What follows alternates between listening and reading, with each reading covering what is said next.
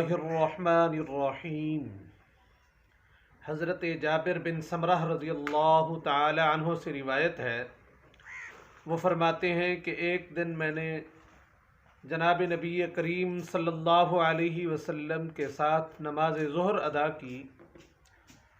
اس کے بعد اللہ کے پیغمبر صلی اللہ علیہ وسلم اپنے گھر کی طرف تشریف لے جانے لگے۔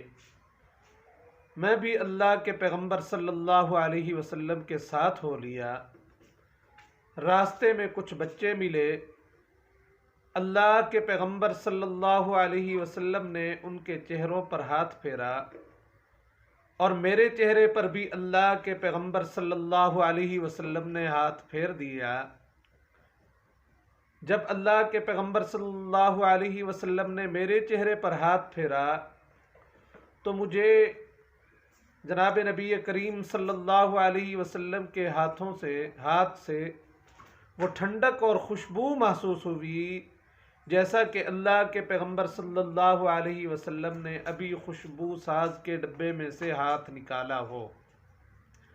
یہ اللہ کے پیغمبر صلی اللہ علیہ وسلم کا معجزہ ہے کہ اللہ کے پیغمبر صلی اللہ علیہ وسلم کے جسم اطہر کو اللہ رب العزت نے معطر و معنبر بنایا تھا، اور اس حدیث سے یہ بھی معلوم ہوا کہ اللہ کے پیغمبر صلی اللہ علیہ وسلم کو جب بچے ملتے تھے تو اللہ کے پیغمبر صلی اللہ علیہ وسلم اپنا دست شفقت ان کے چہرے پر یا ان کے سر پر پھیرا کرتے تھے۔ ہمیں بھی بچوں کے ساتھ ایسا سلوک کرنا چاہیے تاکہ پتہ چلے کہ ہم اللہ کے پیغمبر صلی اللہ علیہ وسلم کے سچے امتی ہیں۔